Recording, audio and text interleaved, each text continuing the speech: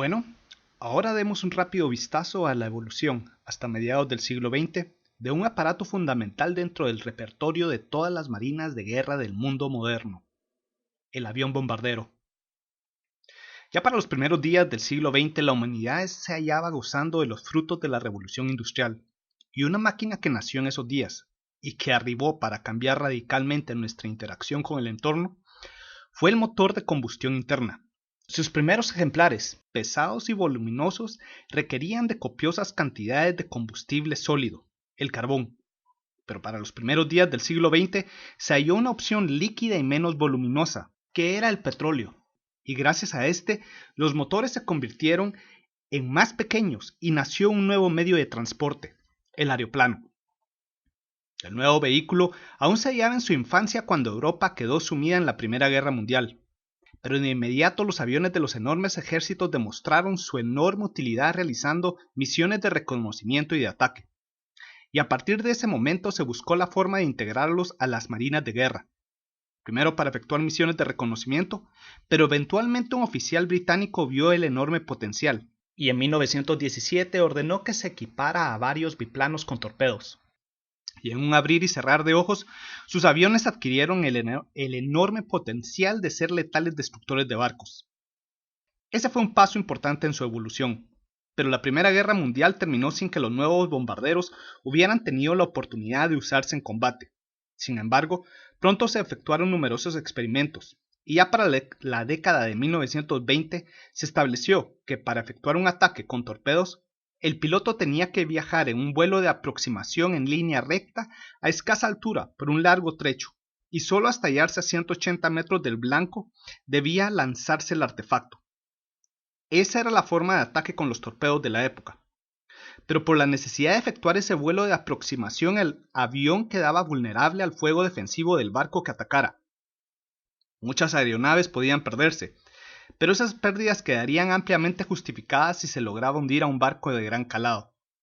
El tiempo pasó, y 20 años más tarde, para el inicio de la Segunda Guerra Mundial, con nuevos aviones y nuevos torpedos, todas las marinas de guerra ya habían acuñado sus propias doctrinas para el uso de sus nuevos bombarderos torpederos. Por ejemplo, la doctrina táctica para la Marina de Guerra de los Estados Unidos de Norteamérica le indicaba a sus pilotos que ellos tenían que efectuar un ataque masivo con un nutrido grupo de bombarderos torpederos, los que al mismo tiempo tenían que atacar al blanco desde ambos costados, lanzando sus torpedos desde una distancia que podría ser máxima de 700 metros. Así colocarían una verdadera maraña de misiles en el agua y con ellos esperaban lograr múltiples impactos. Los ataques con aviones torpederos eran una verdadera amenaza que pronto fue reconocida por todos y, claro está, los marineros buscaron la forma de defenderse. Ya para 1940 cada barco de guerra tenía más armas antiaéreas, pero más allá de estas armas se llegó a la conclusión que la mejor forma de proteger a los grandes barcos contra aviones torpederos era colocar a decenas de barcos de menor calado a su alrededor en un despliegue innovador conocido como la formación circular.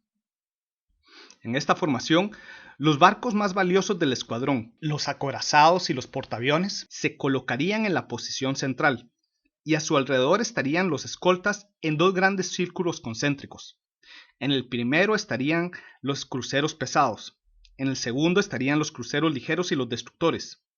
Y a todos estos escoltas se les colocaba de tal forma que cada uno tenía un campo de tiro libre para disparar sus armas antiaéreas. Pero aún hay más. Los escoltas estaban ahí para hacer obstáculos en el camino de los aviones torpederos que intentaran lanzarse contra los barcos de gran calado. Acción y reacción. Esa es la historia del equipo y las tácticas de guerra. Ante la amenaza de los aviones torpederos, los marineros idearon la formación circular, y con esta nueva formación la misión de los bombarderos torpederos se dificultó enormemente. Pero aquí también observamos los efectos de acción versus reacción, porque también desde la década de 1920 los aviadores se percataron que los marineros estaban ideando nuevas formas de defensa. Entonces los aviadores se lanzaron a buscar formas de incrementar la letalidad de sus ataques aéreos. Y en los primeros días de la década de 1920, ellos experimentaron con la opción de lanzar bombas de caída libre. La primera opción estudiada fue realizar ataques de bombardeo horizontal, y como su nombre lo indica, En esa modalidad de ataque, el avión viaja en un vuelo de aproximación, volando horizontalmente hacia el blanco y dejando caer sus bombas desde cierta altura. Pero eventualmente ese ataque se descartó, porque para evitar el fuego antiaéreo, los aviones tenían que lanzar sus bombas desde una altura mínima de 1200 metros, y lanzar bombas de caída libre desde esa altura mientras se viajaba en vuelo horizontal sobre un blanco que se halla en movimiento era una absoluta pérdida de tiempo. A simple vista parecía que la nueva formación circular y el nuevo armamento antiaéreo de los barcos habían neutralizado en gran medida la capacidad de ataque de los bombarderos. Pero bueno, es solo a simple vista, porque en 1926 los aviadores demostraron la validez de una innovadora forma de ataque. En el atardecer del día 22 de octubre, encontramos a la flota del Pacífico norteamericana en alta mar efectuando sus ejercicios anuales. Y entre todos los barcos que estaban participando en las maniobras estaba un poderoso escuadrón de acorazados que estaba buscando a un grupo de cruceros que habían sido designados como enemigos. En los acorazados los vigías estaban atisbando el horizonte buscando a los enemigos, pero por el momento no había ninguna señal de ese adversario, y por esa razón la mayoría de los tripulantes se hallaban entregados a simples tareas rutinarias. Pero nadie en los acorazados lo sabía. Sobre ellos, a 4000 metros de altura, ya estaba un escuadrón de aviones colándose furtivamente entre las nubes, y cuando estos finalmente se colocaron sobre uno de los acorazados, el líder de la formación agitó las alas de su aeronave. Esa era la señal. Luego su avión se desplomó sobre el acorazado en un ángulo cercano a los 70 grados, descendiendo como un meteorito, y tras él venían los restantes aviones de su escuadrón. La sorpresa fue total. Para los marineros el primer indicio que ellos estaban bajo ataque fue el rugir de motores sobre sus cabezas.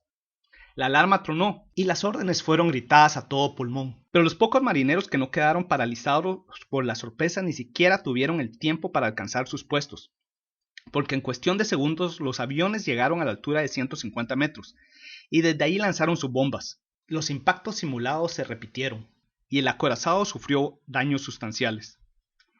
Ese era el bombardeo en picada.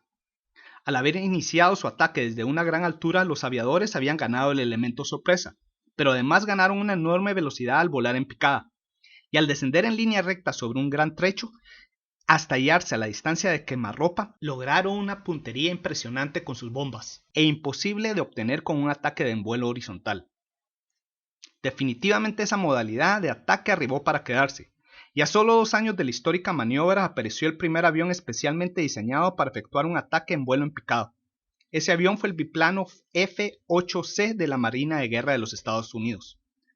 10 años más tarde, para los primeros días de la Segunda Guerra Mundial, los beligerantes ya tenían en sus ejércitos y marinas de guerra nutridos sus escuadrones de bombarderos en picado, y para esos días a los pilotos se les entrenaba para iniciar su ataque desde una altura de 5000 metros, escabulléndose entre los cúmulos de nubes o colocando el sol tras sus espaldas, y ya sobre su blanco se desplomarían sobre el enemigo en un ángulo de 70 grados hasta alcanzar una velocidad de descenso de 350 km por hora.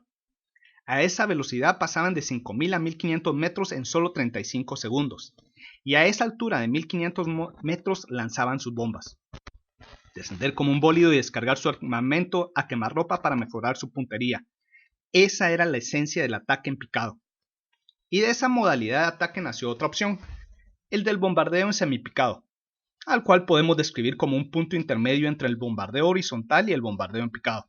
Este podía comenzar desde una altura mínima de 1000 metros, y desde ahí el piloto descendería sobre el blanco en un ángulo de 45 grados. Era un ataque con menos precisión, pero que podía ejecutarlo un piloto con menos entrenamiento o experiencia, obteniendo un grado aceptable de puntería. Por lo tanto, ya para el inicio de la Segunda Guerra Mundial, los pilotos de bombarderos podían efectuar 3 tipos de ataques contra barcos en alta mar. 2 de estos ataques serían con bombas de caída libre, y estos eran el ataque en vuelo en picado y el de vuelo en semipicado. Y el tercer ataque era el de vuelo horizontal con torpedos. Y con todas esas modalidades, para que los aviadores tuvieran una mejor probabilidad de lograr múltiples impactos, se aconsejaba lanzar un solo ataque masivo realizado en 3 fases.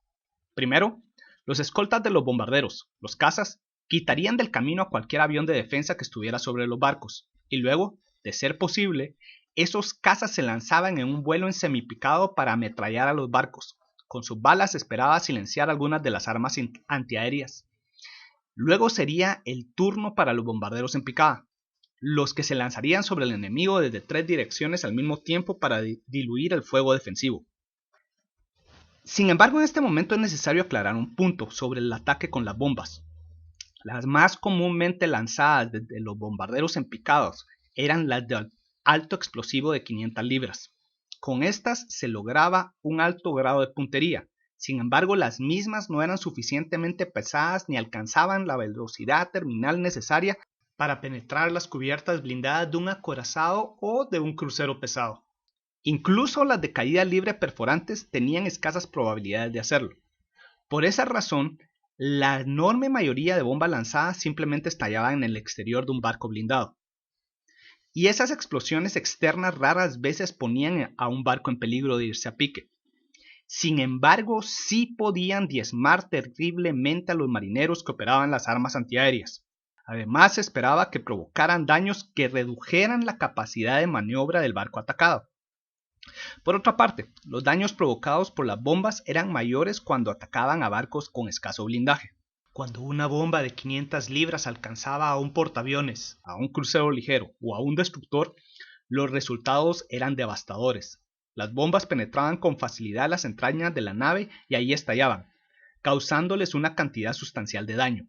Pero incluso en esas ocasiones, cuando las bombas alcanzaban a barcos escasamente blindados, era necesario que se lograran múltiples impactos para poner al barco en peligro de irse a pique. Por todas esas razones, de todas las armas usadas por los aviones contra los barcos en la Segunda Guerra Mundial, los torpedos fueron los verdaderos destructores de barcos. Y esa no es ninguna exageración. Como ejemplo, tomemos al torpedo tipo 93 de la Marina Imperial japonesa. De las 5.900 libras de peso de ese artefacto, 1.080 eran de explosivos. La enorme detonación de los mismos contra el costado de un barco, justo bajo la línea de flotación, producía un enorme boquete por el cual penetraba una copiosa cantidad de agua que en muy poco tiempo pondrían al barco en un enorme peligro de irse a pique. Y entre los barcos que se podían hundir se incluían a los grandes acorazados y a los portaaviones. Bueno, la siguiente es la idea final sobre este video. La doctrina acuñada para la aviación en la Segunda Guerra Mundial indicaba que tenía que efectuarse un ataque aéreo masivo por fases sobre los barcos. Los cazas y los bombarderos en picado iniciarían la acción. Con esto se esperaba reducir la capacidad de defensa y de maniobra de los barcos atacados, para que luego los bombarderos torpederos arribaran a dar el golpe de gracia. Con esa forma de actuar se esperaba aprovechar las fortalezas de cada clase de avión para desbordar las defensas del adversario, y con esa doctrina de combate entraron los beligerantes a la Segunda Guerra Mundial.